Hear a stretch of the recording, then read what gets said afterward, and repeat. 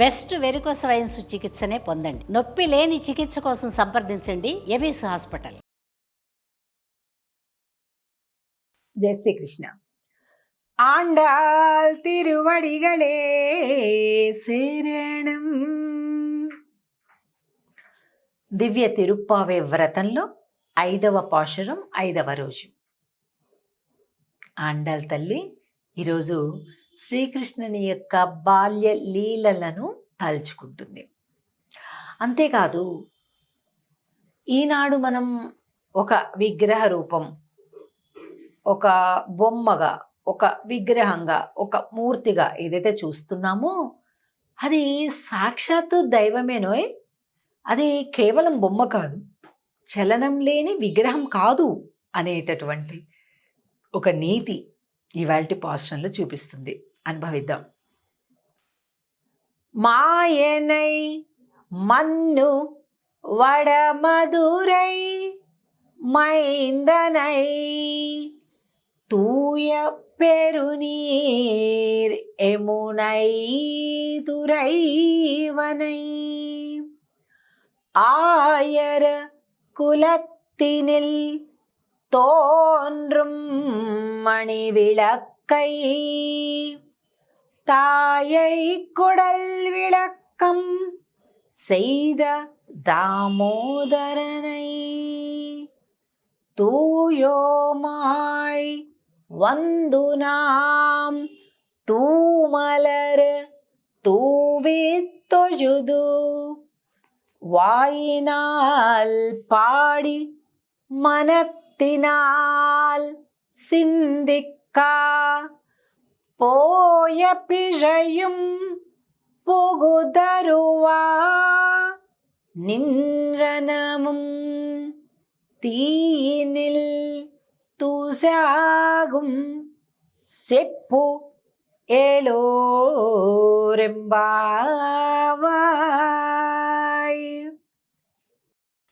మాయనై మన్నువడ మధురై మైందనై. ఎప్పుడు చూడు ఆ అద్భుతమైనటువంటి ఆశ్చర్యకరమైనటువంటి పనులు చేసేటటువంటి ఆ కృష్ణుడు నాడు చూశారు. ఎక్కడుంటాడు అనుకున్నారు? అగో ఆ యమునా నది ఒడ్డులో అటు ఇటు తిరుగుతుంటాట. ఒక్కొక్క రకం నదీ తీరం, సముద్ర తీరంలో ఒక్కో రకం పడుతుంటాయండి. కొన్ని చోట్ల చేపలు పడుతుంటాయి, కొన్ని చోట్ల ఆల్చిప్పలు పడుతుంటాయి, కొన్ని చోట్ల ముత్యాలు పడుతుంటాయి. ఇలా ఒక్కొక్క తీరం, ఇప్పుడు మామూలుగా మట్టి కూడా ఇక్కడ ఈ రకం రాయి ఉంటుంది, అక్కడ ఆ రకం రాయి పడుతుంది, అక్కడ మట్టి అలా ఉంటుంది, ఇలా అంటుంటారు కదా. అలా తీరాలలో కూడా ఒక్కో రకం పడుతుంటుంది. ఆ యమునా తీరం ఎలాంటిదట అంటే ఆడపిల్లలు పడే రేవులాగా ఉందంట. అందరు ఆడపిల్లలు అక్కడ బిల్ల బిల్ల బిల్ల బిల్లమైన గోపకాంతలు అందరూ ఉంటుంటే కృష్ణుడు ఎప్పుడు కూడా అక్కడ ఏదో పని ఉన్నట్టుగా అలా ఇలా తిరుగుతూ ఉంటాడట. నువ్వు ఎక్కడుంటావో మాకు బాగా తెలుసు అంటుందా ఆండాల్ తల్లి. మన్ను వడ మధురై మైందనై. ఎంత గొప్ప భక్తి కలిగినటువంటిదండి యమునా నది. అందుకుంటాడట. చూడండి, కంసుడు ఆ యమునకు అవతలున్నాడు, నందవ్రజం యమునకు యువతల ఉంది. కృష్ణుని పసి గుడ్డుగా ఉన్న నుంచి చంపాలని చూస్తున్నాడు కంసుడు, మేనమామ. కానీ ఆ యమున భయపడకుండా ఆ రాత్రి వసుదేవుడు ఎప్పుడైతే వస్తున్నాడో కృష్ణుని మీద పెట్టుకొని పుట్టలో యమున తోవ ఇచ్చింది. ఎందుకంటే అక్కడ కృష్ణుడు జీవించి ఉండాలి, కృష్ణుడు అక్కడ నుంచి దాటాలి. కాబట్టి యమున బాట ఇచ్చింది. భయపడాల కంసుడికి. పక్కనే ఉండేటటువంటి కంసుడైనా భయపడలే. అది చిత్రం. అందుకే శ్రీకృష్ణుడికి అంత ప్రేమనట యమునమ్మంటే. యమునా నది అంటేనే అంత పరమ ప్రీతిగా ప్రేమిస్తూ ఉంటాడట. అలాంటి ఆ స్వామి దామోదరణై. దామోదరుడు అంటే ఏంటి? దామము ఉదరము ఎందు కలిగినవాడు. దామం అంటే ఏంటి? తాడు. ఆ తాడు పొట్టకి కట్టేసిందంట వాళ్ళమ్మ. చిన్న బొజ్జ, లేత బొజ్జండి. చిన్నపిల్లలు ఎలా ఉంటారు? ఒకసారి ఉఫ్ అని ఊదితే చొట్టబడుతుంది కదండి. చాలామంది చంటి బిడ్డలకి అలాగే చేస్తుంటారు. బుగ్గలకి ఇలా ఉఫ్ అని ఊదుతుంటారు ముద్దుకి. అంటే మరీ ముఖంలోకి వెళ్లకుండా ఊరికే అట్లాగా చేయడం పెట్టి ఉఫ్ఫని ఊదుతుంటే ఆ బుగ్గలు ఇళ్ళ సుట్టబడుతుంటాయి. అంత సుకుమారంగా ఉంటుంది. కొద్దిగా ఇట్లా ప్లంపీగా ఉంటే ఇంకా వేరే భాగంలో కూడా పొట్ట దగ్గర కూడా ఎక్కడన్నా సరే గట్టి గుర్తే చాలు ఇట్లా లోపలికి ఇట్లా సొట్టబోతుంటుంది. అంత సుకుమారంగా ఉన్నాడు కృష్ణుడు ఆ వయసులో. అలాంటి సమయంలో యశోదమ్మ అసలు నువ్వు ఆగడం లేదు అని అంటూ ఆయన పొట్టకి ఏం కట్టింది? తాడు కట్టింది. ఏం తాడు? తాడు టక్క టక్క తెచ్చేసింది. అక్కడ రోలు ఉంది సరే అని చెప్పేసి అక్కడ రోలుకు ఒకటి వేసింది, స్వామి పొట్టకొకటి వంచేసింది. ఎంత తగ్గిందంట తాడు, ఎంతో తగ్గిందంతే, ఎక్కువ కాదు. అరే ఇట్లా తగ్గుతుందా అనుకొని అటు ఇటు చూసింది. అంతా గొల్లవాళ్ళు కదండి, మజ్జిగ చిలికి చిలికి నెయ్యి కోసం వెన్న కోసం చిలికి చిలికి ఉండి తీసి పారేసిన తాళ్ళు ఉంటాయి కదా, కవ్వానికి పెడతాం కదా తాళ్ళు, అవన్నీ అలా ఒక మూల కనిపించాయట. ఇంతే కదా తగ్గింది అనుకొని పరిగెట్టుకుంటూ వెళ్ళి ఆ తాడు తీసుకొచ్చి దానికి దీనికి జాయింట్ వేసి మళ్ళీ కట్టిందంట. ఆమెకి కోపం వస్తుంది, బాగా అల్లరెక్కువైపోయిందని. కడితే మళ్ళీ ఇంత తక్కువైందట. కదిలావో చూడు ఏం చేస్తాను అని మళ్ళీ ఆయన ఒకసారి బెదిరించేసి మళ్ళీ పరిగెట్టిందట. మళ్ళీ ఒక తాడు ముక్క తెచ్చిందట, మళ్ళీ కట్టిందట. మళ్ళీ చేస్తుంటే మళ్ళీ జాన తగ్గిందట. ఏమండి, ఒక తాడు కడితే కనీసం తగ్గాలిగా కొంత దూరం. ఆమె ఎన్ని తాళ్ళు కట్టినా ఎప్పుడు జాన తక్కువైపోతుందట. మధుర కవి ఆళ్వార్లు చాలా ప్రీతిగా దీన్ని తలుచుకొని కన్నినున్ సిరుత్తాంబని ఒక గ్రంథమే చెప్పేశారు.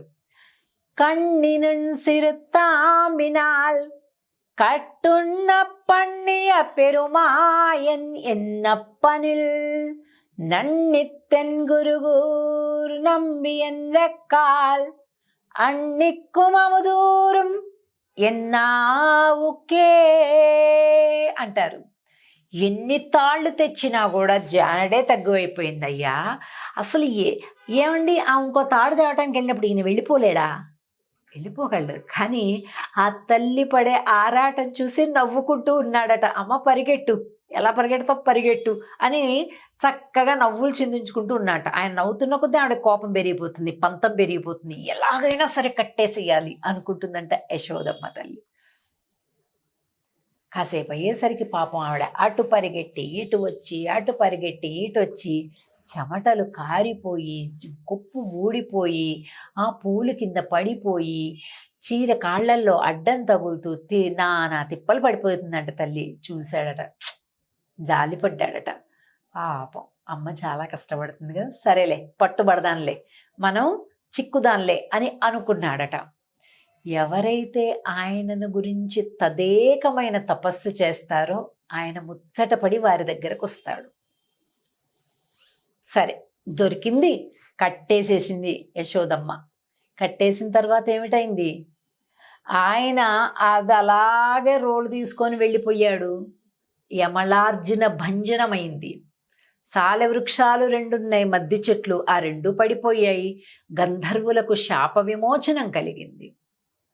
అటువంటి కృష్ణ లీలలన్నింటినీ కూడా తలుచుకొని తూవిత్తొజుదు వాయినాల్ పాడి మనత్తినాల్సిందిక. మాకేం పెద్ద భక్తి లేదయ్యా, కానీ పుష్పాలతోటి నీ మీద విసిరేస్తాం.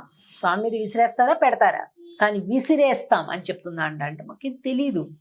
పూజా విధానం తెలీదు, మంత్రాలు తెలీదు, క్రియా విధానం తెలీదు, ఆచారాలు తెలియవు, నియమాలు తెలియవు, కానీ పూజిస్తాం మేము అంటుందా అంటారు. తూవెత్తొజుదు వాయినాల్ పాడి, నోటికి ఎలా వస్తే అలా పాడతాం. బోలెడు గ్రామటికల్ మిస్టేక్స్, రాగం లేదు, పాడు లేదు, అన్నీ శుద్ధ తప్పులు చెప్తాం, కానీ చెప్తాం ఎందుకంటే నువ్వంటే ఇష్టం.